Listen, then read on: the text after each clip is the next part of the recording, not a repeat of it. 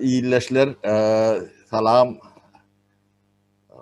Aydın Bey salam. Bugün Aydın Bey bilen biraz sohbet edeliydik. Şu sonku bir kayın içinde kendi sorular var. Şolara bir cevap verelim mi? Ya fikir alışalım mı? Aydın Bey ne söz senden?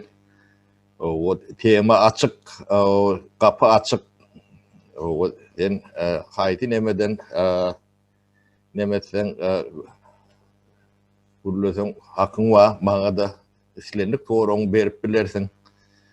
O soruları tapıp verdim. Cevap vereceğim madır. Ne gururun düştüğü şeylere alıp barsak ne aylak? Aleyküm selam Saparava. Bolya Saparava şol vatandaşlar size de salam. Bugün o şol aydışımız yalı yankı videolan aşağından komentaryalar geliyor yankı halktan sorular geliyor. Şol zatlar hakkında bir 3-4 tane soru. Şolun içinde men konkret bir adamın soru değil de şolun içinde en köp verilen sorular var. Yani sonku 1-2 ayın içindeki videolarda yankı yazan vatandaşlarımızın sorularını umumu toplap şolun köpçülük näli soru veriyor ya da köpçülüğün kellesinde näli fikirleri var. Ne şolara cevap verecek bolýar şugün. Cevap verecek diýende ol bir problemin reşeňasy ýaly düşünmen näli diýin maslahat ýaly. Yani bizim öz düşünjämiz aýdar halka düşündirip bilenimizde. Indi Sapara birinji soru berdi. 3-4 tane soru yazdım ben. Indi şolary bir-birden gidiverer sonda. Bolya. Doğru. Birinji soruda yani köp vatandaşlarımız onu näli diýin, belki başga bir ýerlere yazmagam mümkin. Yani men şu köp gabat gelen üçin şu soru, şonam aldım şu gün. Boş gurrun edýäňiz, sizin edýän gurrunlaryňyzdan peýda ýok, iş etmeli diýerler. Indi Saparagama näli diýin, size siz jogap beriň diýip diýjek, ýa-da men özüňe jogap berdiýseň menim jogap berip bilerim. Sen näýlek demezsen işlesen, o cevap verecek diýsen cevap ber, yo cevap sen berdiýsen men bereýin. Bolýa Sapara, onda men jogap berjek. Ondan soň kim bolsa aýdarsyňız. Vatandaşlar şu boş gurrun edýäňiz diýenler var. Hakykatdan belki daşardan seredýän wagtymyz bizim edýän işlerimiz, ýani şu çykyşlar hiç hili peýdasy ýok ýaly bolup görünýändir. Ýöne menem şu işe ine çykyş edip başlan wagtymda ondan öňe men bu zatlara seredýätim. Ýöne men çykyş edemokdum. Hiç kaçanam. Dinleýätim. Ýöne belli bir ýerden soň şu dinläp belli bir ýerden soň çykyş edip başladym.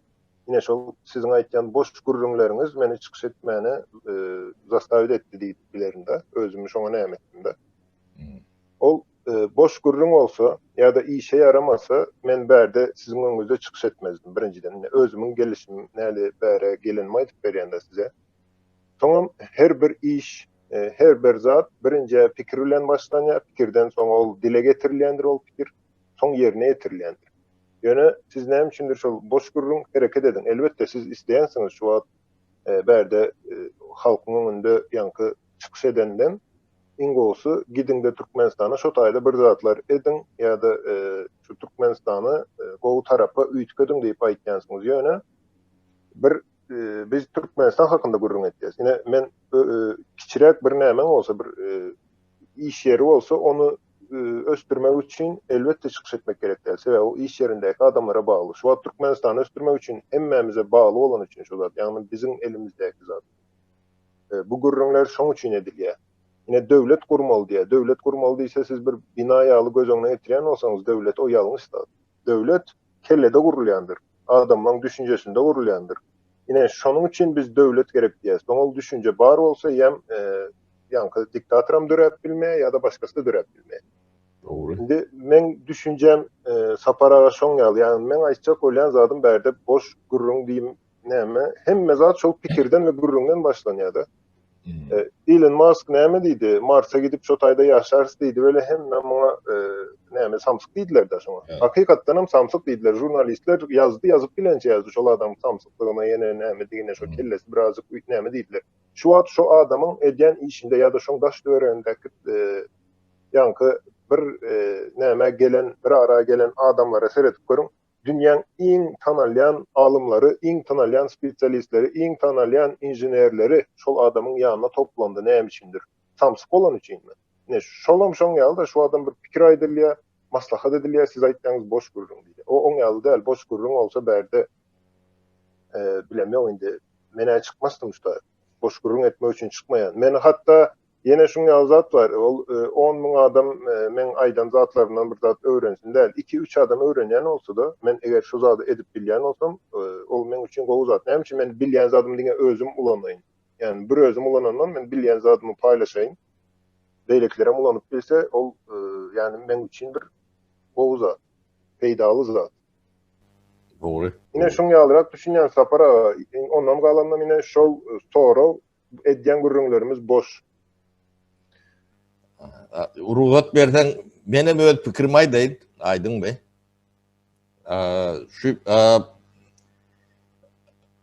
Şu boş diýen adam birinjiden ýüzüni görkezip bilýän adam däldir. Oňa arasynda kim madyny kim bilemzok da, halkym bilen o. Şeýlen. O adynam ýazýan däldir. Oň özüniň dogulmy boşmudygyny özünden başga bilýän adam ýok da. Hatta özü de belki bilýän däldir. Özüm bilýänlerdir.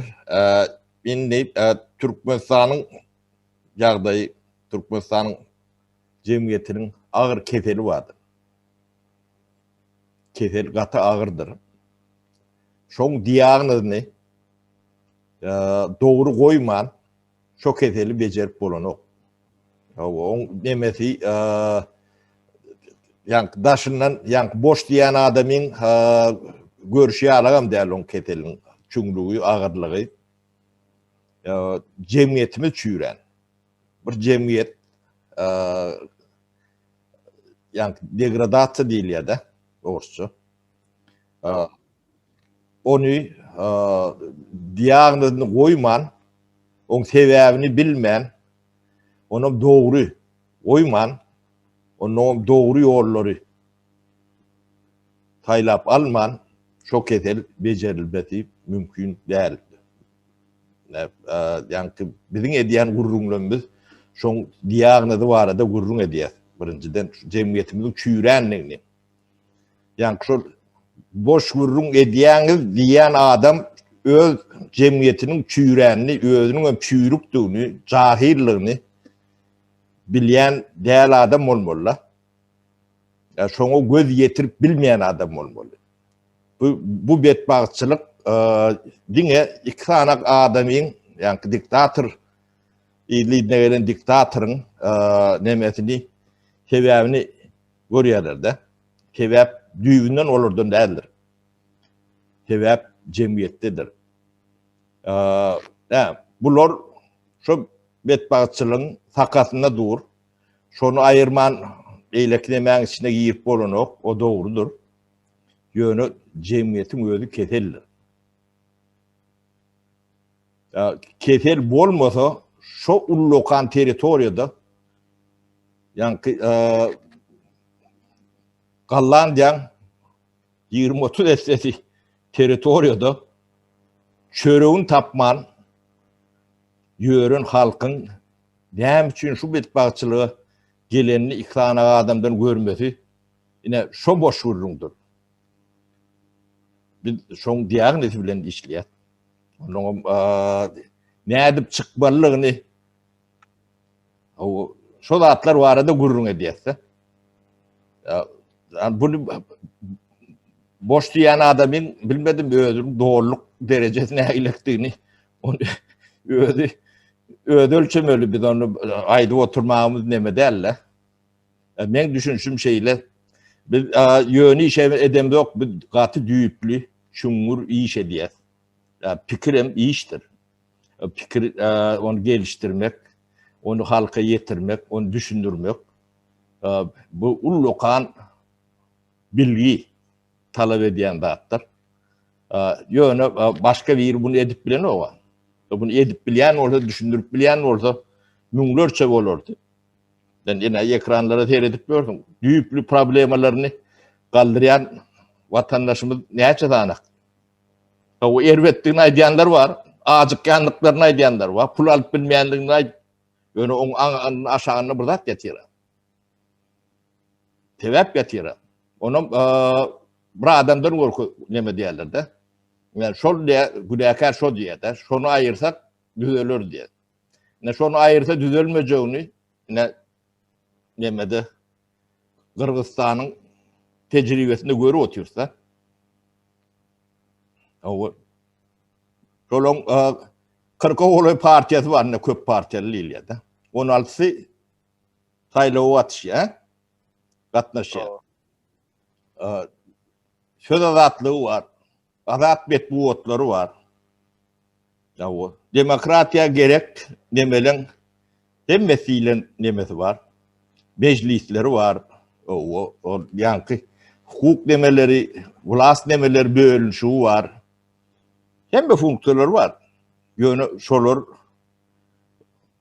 bol yeşretli durmuş kurup bilýärler mi? Ya Singapur'un goloyuna wat bilýär mi? Nemetinde durmuş şertlerini deňeştirende. Ya şol yankı yumruk galak Niderlandiýa. Ya Kırgızlaryň sığırlary Niderlandiýan kälak ya Şweýçarýan kälak 11 tondan 11,5 tondan ýyrla süýt berýär mi? Ne meselen kiçik nemeler de şu çörek iýmit eşret şo taýdan gelýär-de. Süýdüň etin, ýagyň, peýniriň bolan soň adamyň garny ok bolýar-da. Teň sığırın 2 tondan beren ok. Yani meseleler şo taýdadyr. Ya oňa akyl berek. O akyl onu kiýleläp ölçäp bolan ok. O gözüňle görüp bolan ok. Ha? O kimde wadygnam, kimde ýokdugnam teredibem bilip bolan ok. Boş diýsen boş. Ýöne akly ulandagam eşret gelýändir. Aklyňy ulatmasaň ne giden ýeriň şoora basyp ne duz howa awut çyrypdyr.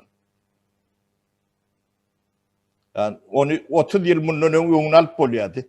Öňüne alyp başlanam. Şonu ýatyrdylar sebäbi. Ne bir zadyň nemesiniň akylyň öňüni yapsaň betbagçylygy ýygynyň sen 30 ýyl 40 ýyl gadanjyň bilen düzeltip bolan nokta käbirdi. Ana şu zatlary görmek gerek, onu akıl ediye, akıl görüye, bilgi. Ya bir de tamsyk diýerdiler. Kellesini yen diýerdiler. Biz ene Aşgabat'ın Çoğorlu diýen ýeri vardır. Çoğordur, o deme köl vardır, Gurtlu kölü. Şon gapdalyna o bir gapdala gum, beýlek gapdala ýöň şoğorlu taşlanan yer. Soňam şäherden atylýan atyk suw vardır. Kanalizasiýa suw şo taýak bar ýa-da köl ýatyr. Şo taýda 39-40 bin hektar ýeri tekilläp hususy teklere paýlap başladyk. 92-93-nji ýyl, 94-nji ýyllarda 4-5 binli ýetip ýetişdik. Şo taýda da kapilin araşeýine, ýani suwar sistematyny nemetdikde edip başladyk. Bir de şo wagtlar ýani Mars uçup ýörünki näme diýilýän orada bir de şo wagt şo diýilýär-de. Bular näme tamsyk mı, değerli mi? Çölün içinde, şoorun içinde o yer tekidler bölürdü. Şocağa diğer ähli Aşgabat oblusyny göwönümden o yani etten süýtten üpçün et bilýär-de. O ediljegem hakdy. O şo deýmeler durmuşa giren bolsa, beýlekler hem şondan görelli alyp yankı suwar sistemasyny ýütgedilerdi. Ne yankı boş wagt bilen edilýän işin arasyndaky tapawutdyr. Bunu görüp bilmeýän adamlaryň günäsi, o günäde ýeki günä däldir, soňa ýükü bardyr. Onu eginleri bilen çekmeli, çağalarım çekýär. Ben yankı soňraňy berjek jogam şular ýalarak daýdym. Sapara indi şu Gıyskaç aydan yalnızca ikinci verecek soramada geri geçtiniz de sizin aytýan zatınız şu kesellik hakynda. Yine keselde bizde bir näme var, näme üçindir? Halkymyz elbette keseli mysal üçin kellen ağrıyan olsa şol bir keselin simptomudur. Ýöne näme üçin diýen soraw ýok da. Ol şu wagtda yine diktatorada bir simptomdur ol. Yani keselin asıl sebäbi däldir. Şu sebäbini hiç kim gözläň nämeden ok. Diňe şol bildirýän zat ýa-da görýän zatlaryny aýtdylar. O görýän zatym vatandaşlar ol siz görün diýip edilýär o zat. Siz şunu görün, ine şuna üns verin diýip şondan parlatýarlar, arkasynda nämeler görünmesin diýip edilýär. Ol ýöne ere edilýän zat däl, o zatlar edýän adamlarym akylly adamlar. Hakykatdanam akylly adamlar. Indi näle elbet näme bolsun, ýöne akylly adam olur. Etýän işlerini bilýär. Ine şo zat işleýän bolsa bizim halkymyza garşy. Diňe Berdi Muhammedowy görüp bilýän bolsaňyz, şu zatlarda günäkär diýip, şoňa günäkär diýip özüňizde hiç kim günä ýok diýmek, olaň edýän işini, ýani öz işlerini bilýär diýmek şolar. Indi men bir zat aýtjakdym, ýadymdan çykdy. Sapara aýatdan çykardyňız. Indi şu näme aýtjakdym, boş gürrüňden men näme diýin?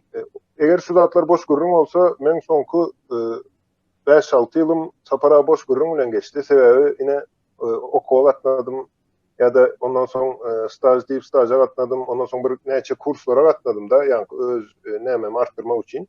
Şo taýda diňe gürrüň etdiler, maňa iş edip görkezen adam ýok. Diňe gürrüň etdiler, professorlar çykyp gürrüň eddiler, ýöne hiç kelleme gelmendir şolara. Ay professor boş gürrüň edýän, hany pul maňa puly görkez. Indi men şo finansy tarapdan okansam, şo finansym gürrüň etdiler, ýöne entegem şo puly görkezen adam ýok maňa. Ýöne o boş gürrüň bolmaýar vatandaşlar. Bärde bir pikirini, düşünjäňi garşyňda bilen paýlaşmak. Men hemişe aýtdym, bir ýalňyş bir zat aýtýan bolsak, sebäbi men hiç haçan inanmaýan bir adam soňuna şeýle dogry zat aýtýar diýip. Menem ýalňyş bilerin Saparaga da, ýalňyş biler başgasy da. Onu sen aýdýanyň ýalňyş, dogrusam ina şu diýip görkezmeli o. Ýalňyşam ýalňyş diýip ýön aýtmaly däl. Ýalňyşy ýalňyş, soňundan şoň dogrusyny we bir argumentiňizi getirmeli ýani istendik bir ýerde de. Şonda sebäbi garşyňdaky şo inanýan zadyna sen şo ýalňyş diýip dogrusyny şoňa suwut etmek üçin özüňde de bir zatlar bolmaly. Ol ýöne ýalňyş boş görüň diýip bereseň hiç haçan hiç kim mene özüme hisat diýem, şo ýalňyş diýen watandaşlaryň hem azyk göz ýetimi artsyn isleýände. İsleme men üçin şol Türkmenistan diýende, döwlet diýende ýa-da halk diýende şo halkyň içinde şu dogrusam bar, ýalňyşam bar, o ýalňyş pikir edýänem bar, şu wagtda diktatura hyzmat edýänem bar. Şolaň hemmesi halk. Ine şu zady birazjyk şolaň şu wagtda düşünýän düşünjelerini dogry tarapa üýtgetmek maksadym şol. Indi Sapara ikinci näme geçeýin. İkincisi hem Berdi Muhammedowy ýa-da Haram Dağı diýip ýazýanlar bar. Şoňa ýani şu wagtda Türkmenistanda prezidenti nädip aýyrmaly? Şo sorawy berýärler. Köp adam şo sorawy berýär. Indi buna men aýdaýyn, gysgaça soň siz näme dersiňiz? Berdi Muhammedow bir vatandaşlar näme diýen men? Berdi Muhammedow men özümden ýa-da ýene başga birinden men şonu tapawutly diýip hasap edemem. Ol ýalňyş zat bolar. Edilmen ýaly adam, bizim ýaly adam şolam. Sebäbi doğulan wagty şolam dünýäge geldi. Ýani ganly canly diýerler. Hemmen gelişi ýaly geldi. Ýöne näme üçindir? Şol adam diktator boldy. Diýmek, eger şol edilmen şertlerimde, sizin şertleriňizde doğulup, soňundan diktator bolýan bolsa, siz garant berip bilýäňizmi sizin özüňiziň şo wezipe gelende diktator bolmajagyňyza? Ýa-da men şo wezipe gelemde diktator bolmajagyma? Sebäbi psihologiýany bilýänler bilýändir. Men psihologiýa tarapdan onça bir näme derse, men iç kyskanç gelýär. O konular. Ýöne psihologiýada şuňa zat bar. Her bir adam, ýani akylly bolan zat da, adam däl ol. Akylly bolan her bir zat. Hiç akylly bolaýsyn. Haýwanlaryň içinde de bardyr. Özüniň dominantlygyny garşy tarapa görkezmek we özü şo taýda ýani centre внимания diýilýär da. Üns merkezi. Üns merkezinde bolmak her bir adamın prirodasydyr ol. Ol bizim prirodamız, onu kabul edemeli. Şoň üçin bizim her birimiz Türkmenistanda şu wagtda 5 milyon bolsa 5 milyon sany diktator bar. Ondan soň ine doğuljak nesillerimizin her biri diktator. Ýöne şol diktator bolmak üçin şo taýda şert bar. O şert hem diňe halk döretýändir. başka hiç kim. Yine şol şertlerin karşısında görüşmek. Yani diktatörün karşısında görüşten bir diktatör ayırsın, ikinci gelir. Ya da şunu yalı men üstüne deyin de onu Berdimuhamedov'u alsan şu an Avrupa'nın bir devletine aydalı Fransa.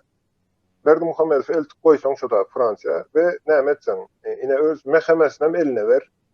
Şol Merkez Bankı'ndan ber hazinasını hemme gücü şu Berdimuhamedov'un eline verip şu da Fransa'nın yönetimine koy şunu ne gün oturur. Mena gün diyemek sağa da oturup bilmez şu taydı. Hemmesini eyyem yerli yerine koyar şu tay. Yöne şunu kim koyuyor? Halk koyuyor, vatandaşlar. Ol neme dünya kuramaları var ya, yani adam hakları deydi. Ondan sonra Birleşen Milletler kuraması deydi. Olan hiç kaysının havaram tapmaz olur. Havar tapmaz. Şolar düz eder. Halk düz eder şunu. Ol dışarıdan kömek sorap ya da Berdimuhamedov'u ayırmak için birinden kömek sorap ettiren yağdayında ol sana ayırıp verer. Yöne ikincisi dören vakti yine kömek soramalı sen. Üçüncüsü dören vakti yine kömek soramalı. Yani on yalı eden vaktin hiç kaçan halk olarak bir ne edip bilmeyiz de bir gelişim kaydedip bilmeyiz. Yine öne değil ya da yöne elbette ol öne demek men el değil. İsteseniz hem istemeseniz hem öne gidiliyor. Ol vakt diyen zat tutup bolanok vakt bizim nememize boyun eğmeye. Biz çoğu boyun eğmeli oluyoruz ve hem işe öne gideceğiz biz. Yöne öne giden de men fikrimce iki taraf var Safar biri şu hemen giden tarafına öne giden yani ışığa seyredip öne gitmek var. Bir hem prosedürüne öne gitmek var. O zatlarım ne diyeyim? Şu zatlarım doğru düşünmek gerek. Yani Berdimuhamedov'u ayırmak yerine her kim, her bir adam Türkmenistan'da şu hatta şu diktatura ne edip döredi ya da Berdimuhamedov günekerlerini olsanız onda Niyazov dövrü kovutu mu Türkmenistan? Şimdi ona da elbette kovu diyenler olur. Ona aldanman sebep o dünyanın yağdayan kovutu. Ama ben aytdım yıldan dünyanın yağda elbette olacak. Onun için bilim gerek, doğru sisteme gerek. Yani ben aytacağım Berdimuhamedov'u döretken sisteman ayırmalı. O sistem, adam sistema değilse siz fikir etmen. Yani bir buralan sistema yok. O sistemada yine halkın kellesindeki sistema, halkın düşüncesi. Yani şu düşünceni üyütketmen bir sistema kurulan bulmaya, işleden bulmaya. Sen neyle sistema kursan kuray. Eğer düşünce şol sistema yetmeyen olsa o sistema öz özünden yani çöküp başlaya da işlemeye. Hatta istendik yine reformalarda, zatlarda yazılan zatlara o kadar kızıklanıp görün. Soları yerine getirmek için hükmanı suratlı, akıl gerektir. Yoksa ne edecek onu? Düşünce olmasa edip olmaya. Hatta elinize hem mümkünçiliği beren vaatan şuna edip bilmeyen. O yöne kayza yine maşını alıp maşın sürüp bilmeyenler var da görüyordum. Öyle maşın duruyor son şoför gözlep, şoför tapıp bir yere gidip geliyorlar da. Maşın sürüp bilmendiği için. O çoğun yazar ne maşını alan için şu beğenip bilmem yok beğenip bilmeyen maşının olundu ne? Sürüp bilmelisin. Sürüp bilmeli, son maşın alayan, maşın sürüyen. Yine Berdimuhamedov'u ayırmak meselesinde vatandaşlar ol aydısım yanlış oynayan oyun şol hem mezadı şuna yüklesinler adamlar kendi etmesinler diye de sebebi şu an ne diyeyim en güçlü yara benim fikrimce olan bilimdir. Yani ılım adamın düşüncesi en güçlü yara şol. O belki ne medel o vayenli yeni ne diyorlar da olan gücü vardır yöne. Şolarım şu akılın bilimin karşısında durup bilen o. Şoň üçin şu wagt Türkmenistan'da men pikirimçe şol Berdimuhamedov ýanky parlatýarlar, parlatýar diýenim şol gözdiňe şonu görsün. Hem adam şonu görsün, arkasyny görkezmek islemeýärler we adamlar hem hakykatdan hem diňe şonu görýärler. Şonu aýyrsak düzeler diýeniz. Ýöne ýok, onu aýyrsaň koronavirus gider mi Türkmenistandan? Gitmez. Onu aýyrsaň şu wagt Türkmenistan'da doktorlar bilemok. Ýanky beýniň operasiýasyny edip başlarmydır diýen. Ya şoğru alıp gider ödeyen mi diyen yerdeki şoğru tuğların toprağı yani bilen alıp gider. Ya da şu zatları eden işleri var ya da on da değmeyin bizim halkımızın şu gün içerisinde öz günahımızı boynumuza alıp öz eden yanlışlarımız var da şu yanlışları Berdimuhamedov'u ayırsan on bilemem ne diye neçe kökküyle gazıp ayırsan ol önkü edilen yanlışlıklar, önkü verilen kemçilikler ve yine bir topar Türkmenistan'a verilen ziyan onu alıp giden o vatandaşlar. Onu ayıranınızda hem köp spikir ediyor, ayırsak 1-2 yıldan men bilemem Türkmenistan'ı tezelden düzeltmek için yani hatta şu hatta dünyadaki döwletler bilen, ösen döwletler bilen konkurrent edip bilmek üçin ýa-da şolon gapdalynda göz bilen gapdalynda durar ýaly seredip bilmek üçin Türkmenistana iň az 30-40 ýyl gerek. Sebäbi näme üçin 30-40 ýyl diýen men oň üçin täze bir nesil yetişmeli. Täze bilimli nesil, o bir nesil ýani bilimli bir adam yetişdirmek üçin 20-25 ýyl gerek-de. Yani otak müňlerçe, milyonlarça şoňal adam gerek o zady düzeltmek üçin. O diktator aýranyň bilen sen çağalaň öz-özünden alym bolup giden o. Yine mesele diktator aýyrmak däl, mesele halkyň düşünjesini östürmek ve şotaýdaky sistemany, düýüplü sistemany aýyrmak şotaýdaky. Korrupsiýa var, türkmen halky şol korrupsiýa öwrenişli zat diýil ýa-da onuň hem çözümü bardyr elbetde. Onu hem çözüp bolar bir. Şu adını elektron sistemany aýtýarlar da şonu 80% için çözýär diýip. Şu zat efektiw bolsa korrupsiýany çözmek meselesi şoň ýaly ýöne o zatlary çözüp bolar ýoş-ýoş halky näme etmek gerek däl da ýöne prezidenti münäkerlemek men pikirimçe ýalňyş zat. Sebäbi men onu özümden tapawutly adam göremok. Men hem şoň ýerine olan olsam belki men hem şu gün şoň edýän işlerini ederdim. Menem 7-8 yaşımda Rambo'nun kinosunu görsem şu bıçaklanıp gören olan ya da bir beyleki kinoları görsem maşin sürsem menem maşin sürýärdim. Maşinima yok da ağzımda ses edip. Menem edil şoň ýaly adam Jimmy'ni görsem hem aýdym tans edýärdim. Yine tapawudymyz ýok ol adam bilen. Hawa Sapar ağa, siziň nämeňiz, düşünjeňiz, maslahatyňyz? Ya köp nemäň bilen %100 radylaşýan aýdyň. Biz revolúsiýany ilk ulak beýnimizde etmeli. Yani halk diýäniň jemgyýet diýip memedelle. Yani şoň üçin jemgyýetçilik guramaları var, örgütleri var, nemeleri var. Halk diýende ul ýöne neme birey bolýar da ýeke neme ýöne jemgyýet bolany ýam jemgyýetiň içinde guruluşam bolýar da jemgyýetçilik nemeleri. Şonda halk bir ýerik gelip bir pikir jemläp hereket edip bilýärler. Her kim bolmasa öz öýüne bu pikir edenne de öýüniň içinde çäginde bolýar da ol ýani pikirini jemgyýete ýetirip bilen ok. Şu jemgyýet biziň jemgyýetimiz gowşak geri şu jemgyýet nemesi gowşak.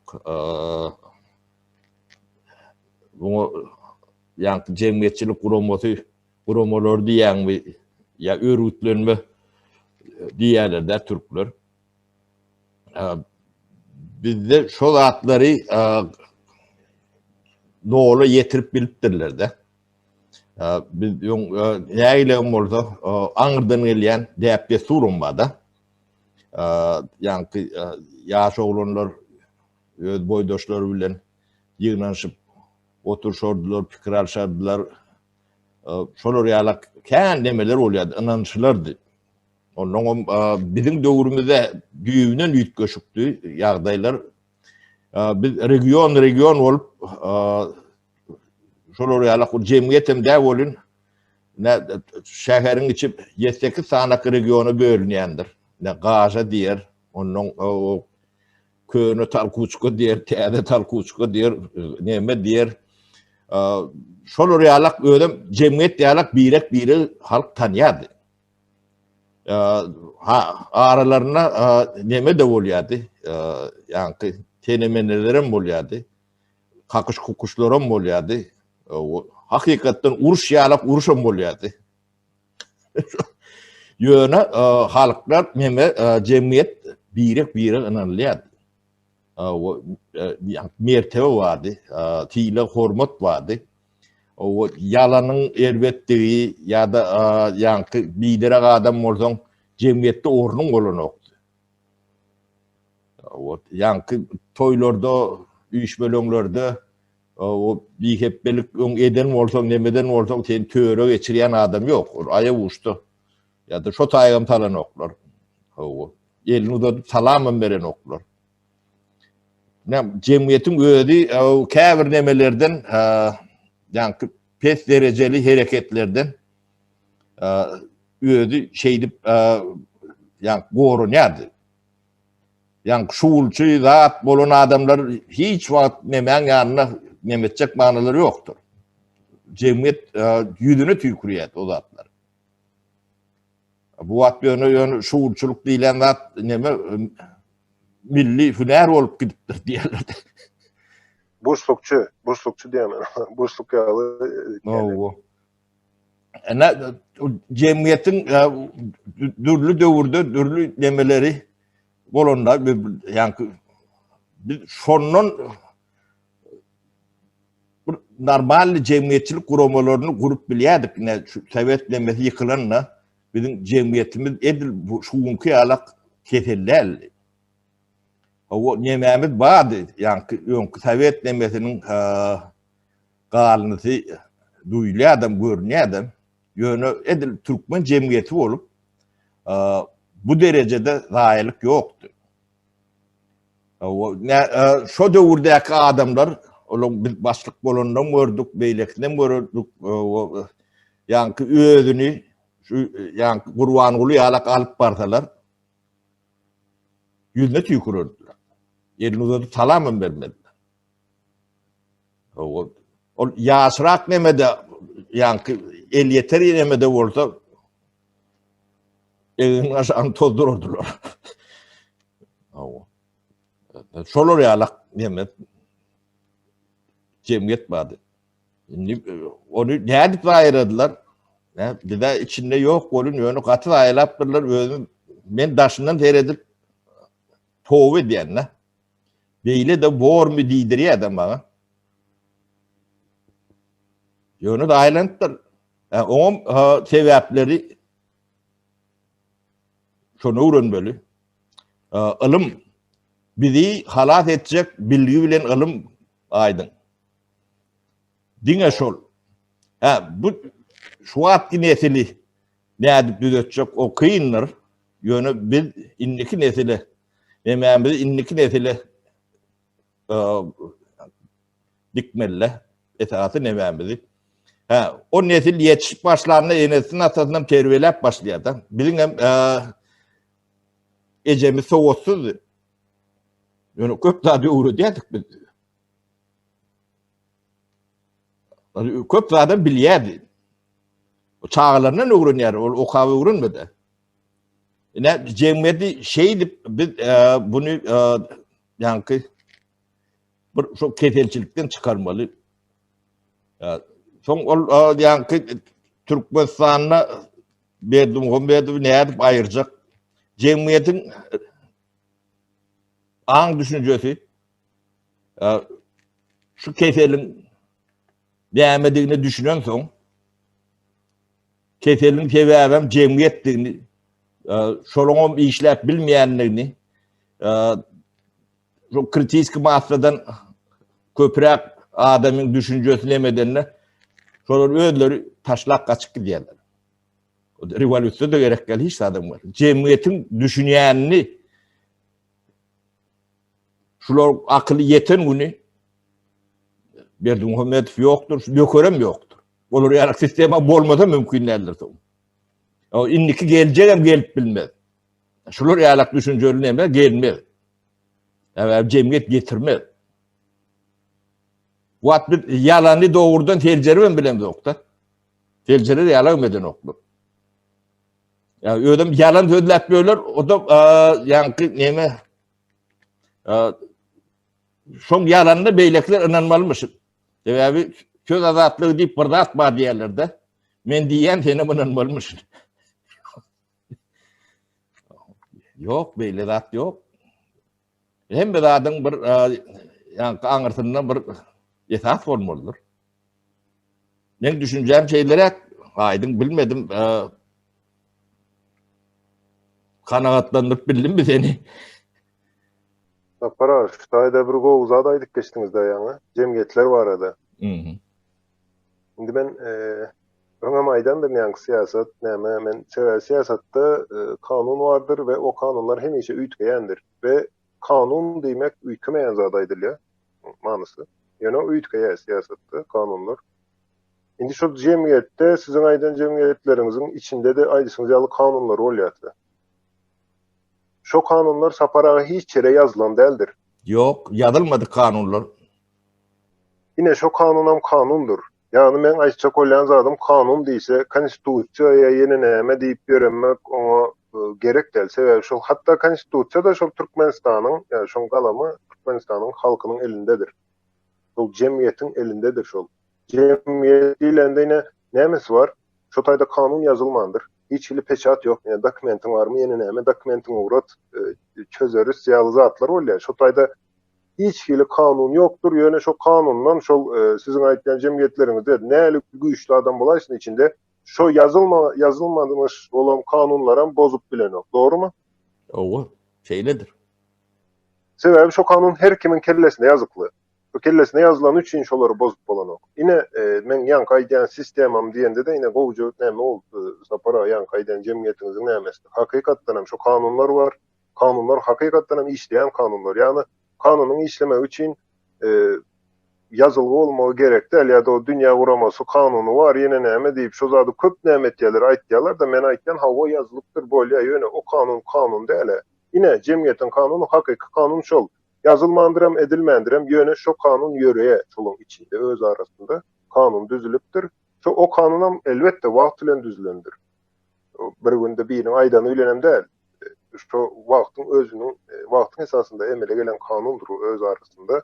Özleriniň goragy üçin, özleriniň gowy ýaşamagy we gowy gezmek üçin kanunlar özü döreýe we şonu şo jemgyýet döretdigi üçin hem şo kanun geçýändir. Hemme ýerde de, hemmesiniň arasında da, öz arasında da. Ine şu adam kanundur ol. Beýle kanunlaryň hemmesine üýtgedi. Ben bolýa näme diýen bolýa o zatlary ken näl diýen. Käbir ýerde soňky wagtlarda ine şol konstitusiýa üýtgeýär diýip bir topar näme etdiler da konstitusiýa üýtgese Türkmenistan eýle bolýar, beýle bolýar. Vatandaşlar şonu 10 gezek üýtgedäý hiç adam bolmaýar Türkmenistan. Onu ýani bolýar o bolmaýar däl de şu gidişine gider Türkmenistan. Ol pikir etmän Türkmenistan şu wagt konstitusiýa yazılsa, ine Türkmen halky hemmesi golçuluğa geçendir, ýene näme diýip yazılsın, 10 sany peçat bassyllar, 10 prezident gol çeksin, 100 prezident gol çeksin. Ertir, haçanda halk, jemgyýet öz şol topraklaryň özüňkidigine inanyp, ýanky düşünjesi, nämesi ösenden soň şol kanuny bir günde üýtgeder ol. O problema däl, näme yazılandy näme şu. Doğru. Doğru rahalaşan aydın.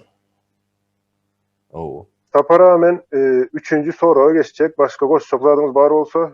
Goşçakladım yok bu aydın. 3-nji soragam Türkmenistana ne edip gitmeli? Yani köp adam şonu alad etdi. Belki onu öz üçün yazýandyr ine. Näde gitmeli? Ýollar ýapyp ýene näme. Ýöne köp ýerde de näme manysynda edilen. Daşary ýurtda halk var. Şu halk Türkmenistan'a näde gitmeli? Yani biz näde içine girmeli? Ben cevap versem bolýarmy? Bolýar. Vatandaşlarıma bir zat aýdaýyn. Türkmenistan'a şu wagt gitmeň içine. Daşarda galdyň. Sebäbi ine görýäňiz, eşitýäňiz, jaň edip soran wagty şu taýdaky zatlaryň bahalaryndan meýän belli. Yani azyk harit yetmezçiligi var Türkmenistanda. Indi daşary ýurtda da ýarysy daşary ýurtda diýerler. Şu wagt yarısına 50%'ine şolar azyk harit bilen üçin edip bilmeýän olsa, siz şoň içine girenden soň eýem ikisi halk köp elýär şu taýda. Türkmenistanda şu wagtdaky ol şonça gelen adamy kabul edip biljek sistema ýok Türkmenistanda. Hatta aeroportlarda da şol ine geçiren ok diýerler de daşary çykaran oklar ýa-da çoň ýaly näme bolýarlar? Käwagtam daşary çykaryp başlaýandyrlar. Käwagt aýtýarlar 3 günden bäri hemmeni çykarýarlar diýe. O näme üçin bolýar? Daşary ýurtdan gelýän adamlaryň sany köpelse içeriden çykaryp başlaýarlar. Ol bir sistemadyr. Ol hakykatdan bir ekonomikany, ýani elinde bar olan buğdaýy bolsun, ýagy bolsun ýa-da beýleki resurslaryny yeter ýaly şekilde ulanmak üçin olarda hemme hasabaty bardyr. Ol hasabatda iş edip bolmaýan näme bolsa da sistema. Şoň üçin daşary ýurtdan köpräk adam gitsen, oradan köpräk adam çykýar. Ýöne käwagtam daşary ýurtdan hiç kim giden okda. Şo wagtam ýapylýandyr ol. Reisin ýarysyny izne gaýtarýar bolan ok çykmak ýene näme, şoň ýaly bahana edip indiki hepde gel ýene näme. Ol şo filtr nämesini ýerine ýetirýär-de migrasiýa. Olar aýdylýar ýene 100 adam çykar şu gün. Sebäbi gelen adamyň sany belli. onu etmese de olmaya. Şu hatta Türkmenistan'da şu zatlara cevap veren, yani halkın paylanacak unu olsun, çöreği yiyecek yağı olsun, tuzu olsun. Şu zatların hasap kitabı var. Olan limit olan için o tayda taşar yurdu zaten satlayan olsalar ayrı şeyler yağlı. Halka yetmeyen olsa o tapara bilensiniz halkın, yani 100 adamın yiyecek yıllık unu zaten hem mezat hasaplaklı belli zaten o. Süredini bilin ya o. Belli zat. Sonuçta şu hatta şariyurtlarına Türkmenistan'a 1 milyon adam girse o tayda son bilemek o elbette pul alıp gidersin. Yani şu doları iyip olan nokta. İyisen hem doyan olan. yani çörek gerek, ağzı karit gerek adamı yaşamak için. O dolar yöne bir aracı, yani bir iş yerine getirmek için. Eğer Türkmenistan'a şu an girilse açlık olur. Oğlum 100%. Sebebi şonça adamı karşılayabilecek Türkmenistan'da stok ya da bir nemesi yok, mailnaması ya da şonu yalı bir nemede yankı neme ediliyeti ambarda zaten saklanıyor ihtiyaç. Şu zatları karşılayacak ihtiyaç, o zatları fikir eden adam yok. Şunun için bunlar başka sisteman olunuyor ve son gidip Türkmenistan'ı düzeltmek bu arada. Türkmenistan'a kaçan giderseniz, kaçan da özünüz şu sorulara cevap verip bilen vakti. Yine yönököy soru var da ben Türkmenistan'a bir söz ülen ya da böyle 2 söz ülen Türkmenistan'a aydıp biler misin? Özüne değil ya da bana değil. Hiç Türkmenistan'ın nemesi yok adama. Mesela şimdi Amerika'dan birine Türkmenistan değil men 2 söz ülen şonu aydıp bilen mi? Aydıp bileniz yok. Benim aydıp bilemem. Aydıp bilen olsanız aydın. Sebebi ne diyeyim? Şu zatlara biz düşünemiz o enter. Yani şol düşünce yok bizde. Türkmenistan'a gidilen vakti, özümüz tayyar olan vakti, onun yine o vakti ne deyin? Özün bilip bolya da o vakti. Ol hazır gidenin bilenem o tayda liderlere ya yeni neme inanıp gitsenem o tay o doğru zat deyip fikir edemek ben. Sebebi lider demek arkasında mün adam olsa bir liderin yanlışı mün adamın yanlışına getiriyor. O doğru zat değil, doğru sistem adı. Yani öz kellenize soruları özünüz cevap tapıp bilen vakti. Ya da bir sefer bir çıkışta ben diye mitinge vardım. Birine diye can ettim diye oğlum açmadı dedim ya açmam ben bilemok diye vakti diye de.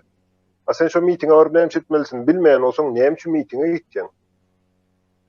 Yani bir başka bir zat olsun. Bir yere giden vaktin sen baran vaktin neyim edeceğini bilmeyen olsan neyim için ota gittin sen çıkıp birinciden. Öz fikirin bolmayan olsa. Türkmenistan'a gitmek meselesinde de şu halk özlerini, her adam özünü tayyarlamalı.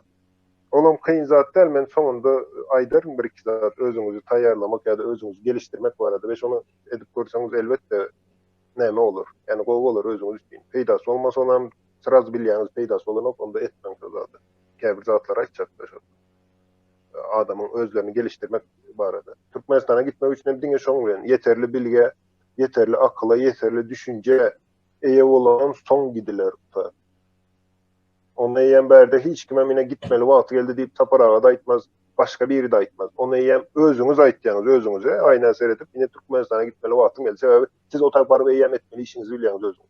Lidersiz ya da birinin bir zatını aitmadan yine şu zaten doğru gitmek Türkmenistan'a yine şunu alı gitmeli.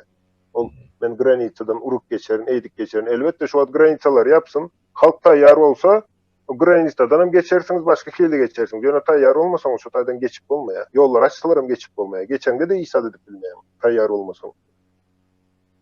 Yine buna ben düşüneceğim son yalı Türkmenistan'a nerede gitmeli, haçan gitmeli. Haçan gitmeli. Sen şu ayna seyredin, şu cevabı verin özünüze. Ben bardım, yeke tek başına özün. Men neme derin şu tayda. Kim bilen görüşecek, kimin yanına varacak, neme düşündürecek adamlara ya da neyle hareketler edecek.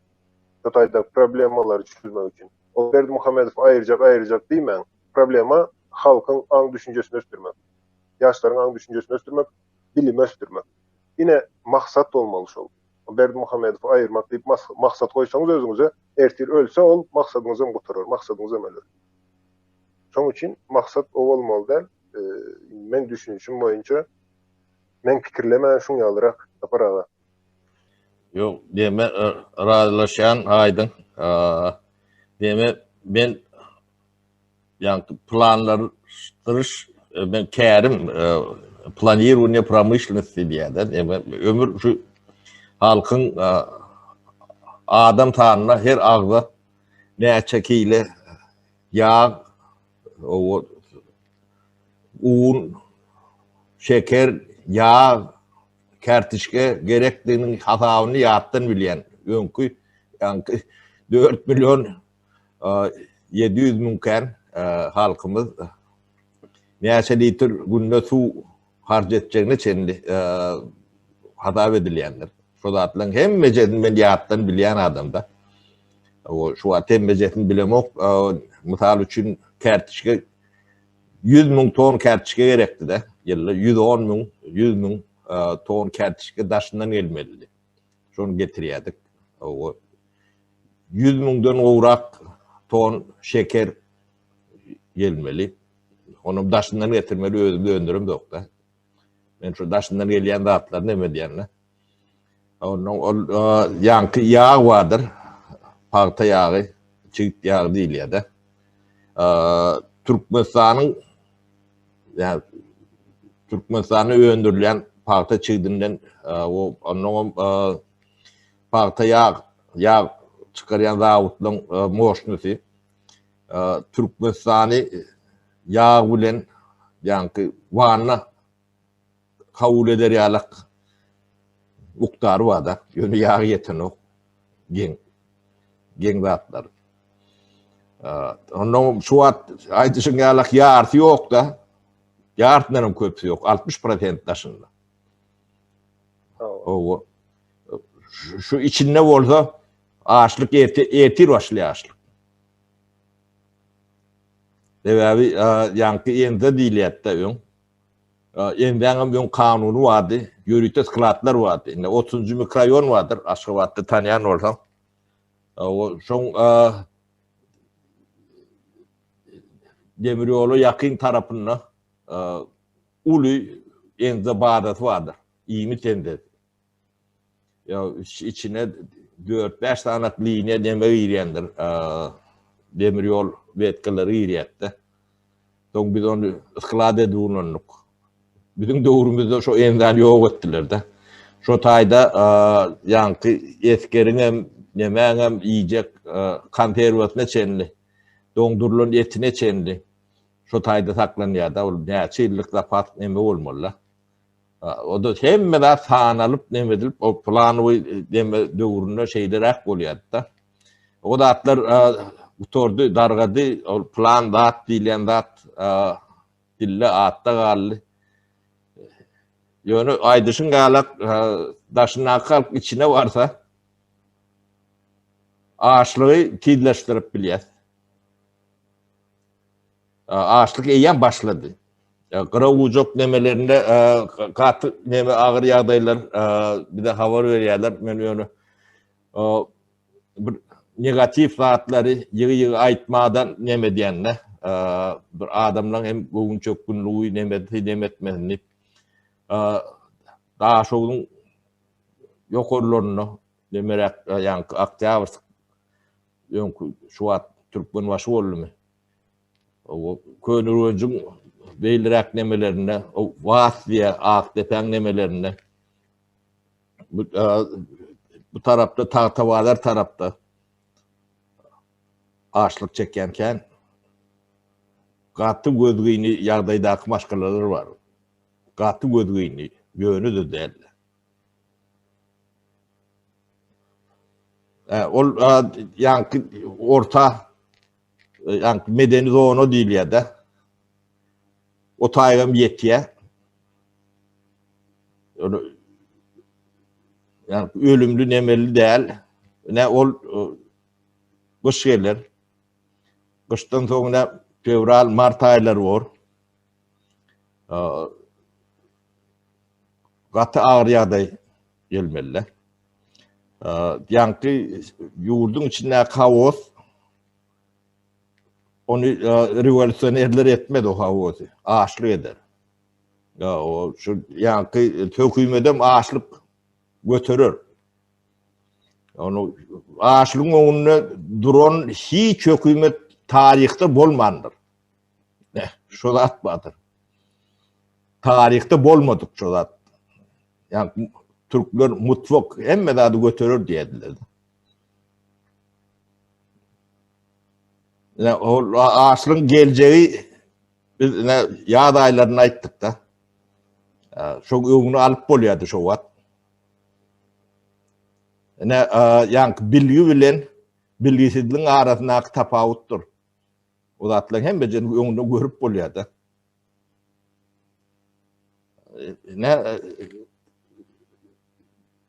Sen nemelerin üstüne koşup bilecek nemem şol o berdim hömmeди näde ayırmalı deyip demedip gördüm onu ödü kaçık gider. Biz de revolüsyonu kellemizde şutayt etmeli. O ilk Türkmenistan'ı değil biz beynimizin içine girmeli. Şon kapısını ödülen. Şutayt kapı açıp o bilgi salmalı. Şonu aşıp bildiğim önümüzde hiç serket kalmaz. O yararlam taklap bilmediler. Düşünce esası düşüncedir. Yani söz senin aydın. O sapara ayağın kayışınız yalı açtım ama durup bilecek zaten indi benim bir kelleme geldi de yine şu Türkmenistan'da yollar açılsa ve kelleme geldi değil de bir bolup bilecek bir situasiya yalı seyredip gördüm daha sonra. Eğer şu taşırırtak halk içeri girse onu istesen hem istemesen hem şu tayda hükmanı suruttu. Şu halk özem hiç sat öğretmesen hem hiç sat aytmasan hem düşündürmesen hem şu sistemanı ütküdüp biliyor. Sebebi onun için dışarıdan giren halk anırda mesela eyyem açlık emele getiriyor. O kıyınçılığım adamdan kellesini zorlamaya elteye de yankı kelleni özün kıynaptan çözüm tapmana getiriyor. Sonunda çözümü tapıyorlar sebebi acı ölmeye kıyın zat. Şoň üçin hem yankı yaşam adamın yaşamak ya da biri kalmak nämesi çustosy diň adamlara yankı çözümünü berýär şoň. Özleri tapıp şu problemini çözüp bilýär. Ýöne elbetde oň üçin elhenç zatda yankı açlyk diýdi, ýene näme diýdi, onda elbetde ulu adamlara näme demek da esasy berde çağalara zada da gatly agyr düşýänlik üçin. Ýöne beýnençak da köp döwletler şoň soňundan gurulandyr. Taryhy, dünýä taryhynda ösen döwletler bardyr yankı şu zatları olaram şu açlyk nämedendir. Şoňa iterendir, şu döwlet gurmak nämesini. Şimdi olan bir çözüm de ýene mene şahsen o çözümü näme demek yani islemek şu halkyň şu da gidip açlygyny şu taýda dörep tizleştirer edýän işimizi ýöne nämesem kän olur. Yani idasy diýende kän olur. Doğru. Ýöne etjek zadymyz ýok. O aydın biz yani düşünce adamı olup düşüneceğini de edip biliyası. Görüyeni de edip biliyası. Bu neyin bolcağının öňünden prognozum edip biliyası. Onu aýtdyk, oňam hem mejesi tuttu. Tutuwam gelýär. Açlyk bolcağını biz bir ilmundan öňkü aýtdyk. Şu bolýa, bolmaly çäräňdi görüň, pagtaň ýerine iýiljek zat ekin. O ýöne bilmesen bilen kinem etmesen diýip bir neme gelýär da ýene de şol aýlygan zat. Ýöne biz iýiliň ýalňyşyny görüp öwrensek ýene de oň nemesi ýarasa ýeňil bolýar da. Ýöne özüň ýalňyşyp özüň etjek bolsaň şular ýalak betbagçylygyň nemesinden geçmeli bolýar da. Kaparayın sorularımıza şu yeni bir komentarya okudum ben. Kim yazan olsa da sağ olsun. Devlet bu arada bir gepleşiğin aşağında yazılan komentarya devlet hakkında yazıptır da. Ben bu düşünce, bu zat, bu fikir hiç kaçan kelleme gelmedi. Yani yazan zatı şu devlet dışarı yurtta iyi işlep veren halktır. Şolar Türkmenistan'daki yani Türkmenistan'daki izinde kalan garındaşları yani cay kurup berýän hem şolar diýe, saglygyna seretýän hem şolar diýe. Ýöne hakykatdan hem döwletiň etmeli işiniň biri de bu. Yani biri diýende ikisi diýildi. Cay salyp berýär, saglygyna seretýär, iýdirem içirýär. Indi şoň aýdýan pikiri şu düşünjeni ýazyp bilen üçin diýmek şol ine bar bize seretýän adamlar hakykatdan hem düşünýänleri bar. Kän. Aýda gaty kän adam düşünýär. Yönü bir zat bar yani bize gerek gelýänçä diýip oturýalarmy? Ya da bir daha da garaşýalarmy? Bir tüdlük neme bar da ýorugyň aşanyň yani pikir ýöredip şo taýdan çykan oklarda. O yine şu yazılan zat aýdylşy, hakykatdan döwlet diýmek halk dälmi saparaga? Ya da halksız döwlet ýok. Halk bolýan bolsa Türkmenistanyň 65% daşarda bolsa diýmek şu wagt Türkmenistan döwleti daşarda. Ýok. Türkmenistan içinde ýok. Ve hakykatdan hem şol adamlar ýanky ýeke seretmen umum alyp daşary ýurtdaky adamlaryň edýän işine, funksiýasyna seredip gören wagtyn ýa-ni şolary bir gurama ýaly seredip gören wagtyn Türkmenistanyň içiniň ýanky jaýyny oňarýan hem şol, eýneşik alyp berýän hem şol, ýa-da saglygyna seretýän hem şol. Doktor bolsa doktor, näme etdiler ýanky derman almak bolsa derman alyp, ine şol döwletiň etmeli işe ol. Yani döwletiň bir wezipeleriniň biri ýöne şol hakykatdan daşary ýurtdaky halk şu wagt Türkmenistanyň döwleti, Türkmenistan döwleti ýa-ni daşary ýurtda. İşläp beren adamlar toplayan ine şolam döwlet bolýar. Ýok, halky saklayan daşyndan pul beren adamlar başka Türkmenistanyň içinde. Hem birat durun. Para indi berde başka mene köp zat ýadymdan çykdy, açyk zatym bar da. Zat ýadymdan çykyp, haýsy ýadymdan çykany bilemok. Indi vatandaşlara bir maslahat ýaly bir zat näme etjekde? Özlerini näme diýin? Özlerini geliştirmek mi, özlerini östürmek? Yani özüňiz ýene bir özüňizi östürmek. Şonu näme edip bolýar? Bu adam näme diýin? Bir yine boş görüň diýip aýtjaklar bolar içinde. Ýöne boş görüň däl, internetden zaten araşdyryp görüň, özüňizi östürmek, ýani özüňi geliştirmek diýip ýürüýde fakultet olmasa da bölümler vardır üniversitelerde. O boş görüň olsa üniversitede onu bölüme de açmaýar. O näme? Ýürüýde spesialistler var şonu näme pas bu işlendirip bolýar diýip. Näme diýin? Her 2 aýdan ýa-da 1 aýdan onu edip bilseňiz her gün etmelde, her gün gije ýatjak wagt ýöne aýna seredip sen şu gün näme öwrendiň ýa-da dünküden sen şu gün näle üýtgeç geriň bar. Ine şu soragy berip görmeli özüňize. Indi men onu her 2 aýdan diýen sebäp işleýäňiz, etýäňiz alada bir topar. Şoň üçin hatda her 2 aýdan aýna seredip özüňize şu soragy berip görüň, özüňizi gelişdirmek üçin. Ýöne aýdyň 2 aý mundan ine men şuňa aldım. Häzir näli sen? Eger 2 aýda hiç kilo üýtgeçik ýok bolsa, diýmek siz iýza galyp barýaňyz, iýza gidip barýaňyz. Ýani degradasiýa diýilýär dogma. Wagt duran o güne videoň başynda da aýtdyk. Wagt diňe öňe gidýändir. Şo wagta ýetişmek üçin, şo durmuşa siz ýetişmek üçin şu gün ýani ertir şu günküden birazjyk akylly bolmaly. Ondan soňky gün ertirkiden birazjyk akylly bolmaly. Ýani ine şol lesensa bardyr, şol lesensany ýokary çykmaly bolýaňyz. Elbetde kyn zat, lesensada durmagan zat ýöremek kyndyr. Bu kyn zat kıynan başta kıyın gelir size belli bir yerden son özünüze şonu endik edinýäňiz ve özünüze şonu edýän zadyňyza höweslendirýär sizi şo zat. Özüňizdäki üýtgeçlikleri görmeňiz sizi höweslendirýär belli bir yerden soň. Yine özüňizi östürmek üçin iň esas edilmeli zat şodur. Ýa-da yine daşarda zatda daş döreňize jaý salýarlarda jaý gurup başladylar. Men başda özümü nämeden de şondan zat näme edip başladym. Jaý gurup başlaýarlar. 2 aýda bitirýärler de jaý, içine ýaşap başlaýarlar 2 aýda. Men aýtdym 2 aý öňçüde jaý ýokdy. Men şo bir adamdym. Jaý bar şu wagt üýtgeçlik bar daş döwründe. Ýöne mende işgili üýtgeçlik ýok diýip men şondan başladym. Men aýtdym diýmek menem özümde bir zatlary üýtgetmeli. Ondan soň ýanky okuwdan daşary, universitet okanyň üýtgeçliklik diýip aýdyp biljekler sebäbi diňe ýatlasaň geçjäň da egzaminleri. Pamyatiň bolsa, ýani fleshka bolsa universitete gutaryp bolýar.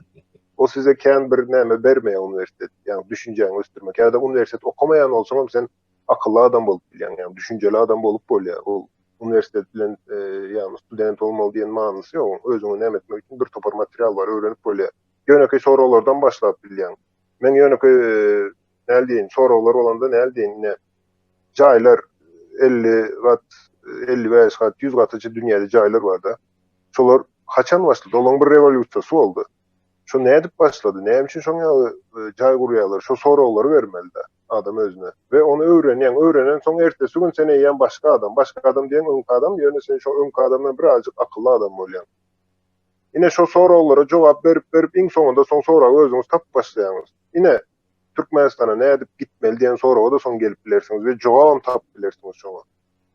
Ýöne belli bir ýerde dursaňyz hiç kili progress bolmasa Inanyň Türkmenistany hiç kim bize düzeltip bermeýär. Ve inanyň daşardan hiç kili kömek bolmaýar. Ol men düşünemem daşardan kömek soraýanlara da belki bir nämesi bardy, men görüp bilmeýändir. Ýöne şol Birleşen Milletler Guramasy ýene näme adam haklaryny goraýan gorajak bolsa ine Siriýada bolan zatlar ýa-ni Arap bahary mı näme şondaky bolan elhenç zatlarda näme üçin hiç kim goramady da şu Türkmenistany gorasy bolar. Olar goranok her kimin öz ykbaly, öz durmuşy. Siz öz elinize almasaňyz onu hiç kim size alıp bermeýär. Ve durmuşda akylyň bar ýerinde. Indi biz hayvanlardan tapawutly ýa-ni intellekt diýilýär-de, adamda şo zat bar. Şonuň bar ýerinde hemme zadyň eýesi bardyr. Eýesiz hiç zat ýok we her bir adamyň ykbalynyň barlygyna men inanýan, öz durmuşynyň bardygyna inanýan. Eger siz şol durmuşa we şu ykbaly eýe çykmasaňyz, başga bir hukmany suratda eýe çykar. Sebäbi otay vakum bolup bilmeýär, boşluk bolup bilmeýär otayda hiç gili. Hukman bir eýe çykar. Türkmenistanda yerimize, toprağımıza, ağacınıza, kuşunuza yine öz öyüňizi gözüňe getirin. Daşda börekde alma vardır, kuş vardır, yine bir zat vardır. Siz şu zada eýe çykmasaňyz, hukmany suratda başga bir eýe çykýar. Onu size bildirmeýän eýe çykyp bilýärler. Onu elbetde şu bilim östürmeýän sebäbi näme? Görüp bilmesin diýerler. Sebäbi bilim, dünýä garaýyş ýine göz yetim diýilýän söz var da, göz yetimini o dürbi takmak däl gözüňe. Yani akıl sen göz yetimini uzaltýar, uzaklara çelini görüp bilýän. Hatta ertirine bir ýyl soňuny görüp bilýän. Şo özüňi gelişdirmeň saýasynda ýa-ni ýaly özüňe özüň soraw ber. Başga hiç gili. Indi diktatory günekerleýäňizde özüňizi gelişdirmekde Berdi Muhammedowyň hiç gili edip biljek zady ýokdur ýa-da başga diktator bolsun. Özüňize bagly zat. Ýöneköý sorawlardan başlaň. Telefon ulanýaňyzda haýsyň sorak gördüň şu zady, sensorny ekran nädip işleýär? Indi menem oň näle işleýänini bilemek, menem sorak göremek da ýöne bir näle diýin, men wagtym bolmady diýin. Ýöne şu sensor näle işleýär, näle bir nämesi bar, tehnologiýasy bar. Şu zady sorak görün, kyn zatlar internetde tapyp bolýandyr o zatlary. Bar şu zatlar, gyzyklanyň şu zatlara. Bu zady size özüňizi gelişdirýär, siziň aklyňyzy östürýär. Ine diktator Berdi Muhammedow ama aýrı şu Türkmenistana gitmeň ýolam şol, şondan başlaýar. Ine şuňal sorawlar berip görün. Näme bardyr? Jaýlara aýtdym, başga ine näle bar? Türkiýede daşar ýurda gelýäňiz. Jaý gördüňiz, ýene bir zat aýtýaňyz, aý türklere diýäz ýene näme? Men köp eşitdim de. Ýöne diýe türkmen edip bilmeýär şunu. Türkmen hem şey bolmaýar. Men aýtdan sen özüň türkmen dälmi? Sen näme üçin edem o? Sen näme üçin başlaň ok şu zatlary pikir edip? Aý diýen men etmeli, türkmen etmeli, ýene men bolmaly diýip pikir edýän bilem ok. Ine şu zatlardan başlaň watandaşlar. Ýa-ni bize köp zady gadagan edýärler Türkmenistanda. Ýöne daşary ýurtdan dinleýänler, hatda Türkmenistanyň içinde de muny edip bilýäňiz. Türkmenistanyň içinde de muny edip bilýäňiz. Sizi hiç kim türmäde basmaz muny üçin, hiç polisiýa öýüňize gelmesi, hiç kim bilmezem muny. Ýöne aýna seredip her 2 aýdan özüňize soraw berin. Men 2 aý mundan nirde etdim? Ýani akyl derejäň. Ve şu wagt nirde? Ve her sapar bir progres görjek bolun. Soň ýankyny 1 aýa getirýäňiz, soň 10 güne getirýäňiz, iň soňunda 1 güne getirip bolýar onu. Her gün seredin, ayna sere her gün seredinde soran, özüňizden soran. Hiç kim bilen berden näme gerek däl. Ýöne men özüňiz aýtganda her bir adam özüni gelişdirmek. Ve şondan soňam her bir adam, ýani birleşe, näme bolýar bir jemgyýet döretýäs. Indi şu jemgyýetiň her biri akylly bolan wagty içinden hiç kili diktatorym dörep bilmez. Hiç kili ýalňyşlygan bolmaz. Ýalan adam ýeter şu taýda. Hatta özüňiz bar käbir adamlar ýalan gürleýe, onam ganymda var diýenlerem bar, o ganyny günekerleýenem bar, näme üçin? Ýöne şonu düzeldeýin diýip bir näme etýän adam ýok da. Inanyň ýanky kitap, bilgi, araşdyrma, bir zadyň sorawyny özüňize soraw berýäňiz, jogabyny şoňa özüňiz gözläp tapýaňyz. Şu zatlar siziň hatda şu ýalyn geplemeňizi hem galdyrýar, erwet häsiýetlerinizi hem galdyrýar. Indi mende bir erwet häsiýet bar, menem şonu galdyrjak bolup şu wagt näme etýände näle diýin? Men bir ýere gitmeli bolsa saat 5-de barmaly, men 5-e çagaraşýan. 1 minut öň barsam barasym gelmeýär-de, şoňa bir häsiýetim bar. Oň üçin ine sagatlary ütüp edýän, çagalarym aýtdan men sagadym bir 5 minut näme etdiýän, men şu işe ýa başga bir görüşme zada 5 minut öňünden baraýyn diýende. Maňa bildirme diýen sebäp men bilsem ýene wagtynda barar. 1 minut olam, köp wagt giç galmama sebäp bolýar-da men. Ine meňem kemçiligim bar. Menem şoň üçin käbir zatlar etken, düzeltjek bolýan. Ol birinciden öz kemçiligini görseň agowuz at, käwat görüp bilmeýän, görüp bilmeseň hem ýaly. Toraw berýän, öwrenýän, araşdyrýan. Ine her kim özüni gelişdirýär, şu kommentariýada ýazan sorawlaryň hemmesine jogap berip bilersiňiz we agowuz atdyr. Hava sapara birazcık uzun Mehmet. He. Yok, gowu deme yankı benim iki söz goşoýundanym nemämidi Gutorayel gaty uzun bolly. Adamları ýad etmäli. Aýdyň özüni gelişdirmeýän jemgyýet ýa-da şahsyýet gedaýçylygyň, garyplygyň güýbi şo bolýar-da. Sebäbi o diktatör näkär däldir ýa başga bir münäkär özüň gelişdirmeýän bolsaň sen garyp bolmak mecburiýetiň bar-da. Hünäriň elinde hünäriň bolýan hünärlerim ösýär. Özüňi gelişdirmeden dünýede öňe gidýän bolsa sen näçe garyp bolmaly. Ol ýanky hemme zat gelişýär. Ol ýanky diňe adamyň nemesler, haýwanyň berimliligi 25-30 ýyl mundan öň sığırlar 10, 11, 12 ton süýt bereni okdy. 6-7 ton berýär. Şu wagt 11,5 12 ton içini berýär. Onuň käbir zady ýanky adak geçmeli. Geňdir. Ne biz döwlet bolup, halk bolup ýanky sığırı bir 200 ýyl bäri ataklaýandyr türkmen. Ondan kän bolmagy mümkin. Onu sığırdan peýnir eden milletlerle biz geňdir şu. Bu ýanky bir taryh aýdyp beren sana. Kaka dip Aşgabatdan bir 120, 130, 150 kilometr demesinde bir oğu vardır Kaka dip. Bizim alilli oğullarımız yaşayandır. Şu taýda matly da neme vardı, süýt zawodu var da gitçikden. Şu taýda bir usta var. Yani peynir ýatýardy, brinda dip. Şu usta şu taýdan gidýänçe bilmedim öldü mü, gitti mi, göçtü mü? Şu taýda peynir çıkarılýar da, brinza dip. Ödem demir gutulary vardy. Ullokan demedi. 10-12 ýyl yani Aşgabat Türkmenistan şu peynirini ýitdi. Şu usta şu taýdan gitdi. Ya öldü, ömürlük gelýän adam ýok da, ömürlük gelýän usta da ýok da. Şu peynir gitti, şondan o peynir çıkan ok. Bilemok şu atla ne eylekdi. Biz öyle gaty geň milletdir.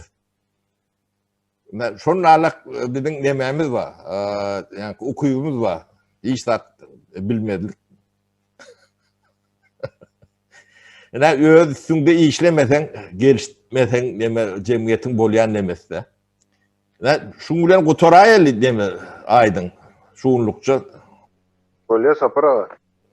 soň ýygy duşşar. Awa nesip. Bolýa ýyldaşlar sag bolun, saglykda görşeli. Aýdyň saňa da köp sag bol. Pikirleň üçin